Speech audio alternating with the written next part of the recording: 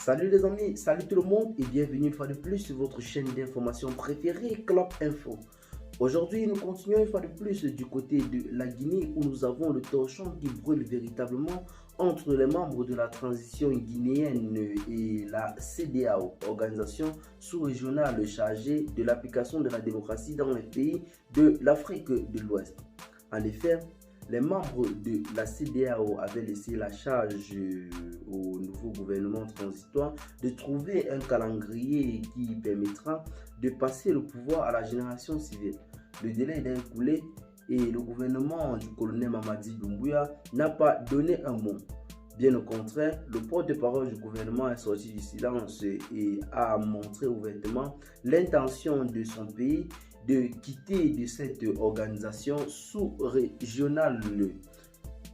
En effet, à quelques jours de la fin de l'ultimatum de la communauté économique des États de l'Afrique de l'Ouest, en abrégé CEDEAO, la junte militaire au pouvoir en Guinée fait face à d'importantes pressions pour fixer un chronogramme raisonnable devant aboutir à l'établissement d'un ordre constitutionnel.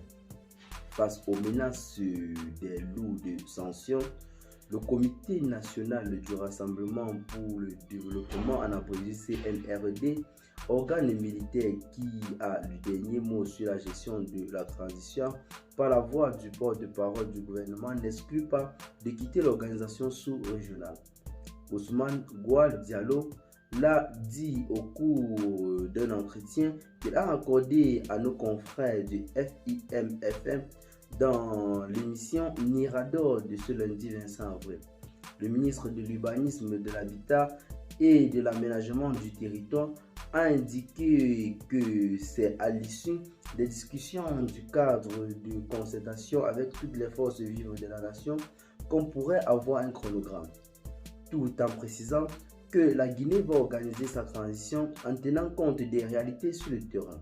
M. Diallo a indiqué que son gouvernement ne va pas se plier au diktat de la CEDEAO, notamment en ces termes, je cite, « La Guinée prendra les décisions lorsque le moment viendra pour assumer aussi bien son indépendance et sa volonté de renforcer la coopération dans le respect mutuel des uns et des autres. C'est très important. Ça ne fait peur à personne. Un État ne doit pas agir sous le coup de la peur. » Fin de citation, a-t-il clairement martelé. Avant d'ajouter que je cite, « Les pays adhèrent et quittent les institutions en fonction de leurs intérêts.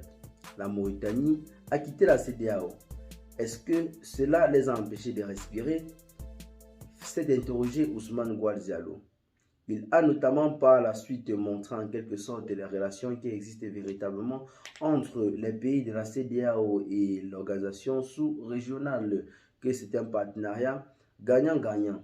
La CEDEAO agit comme un militaire et ils sont juste là pour en quelque sorte vérifier ou alors vérifier à ce que soient respectés les droits de l'homme et l'application de la démocratie.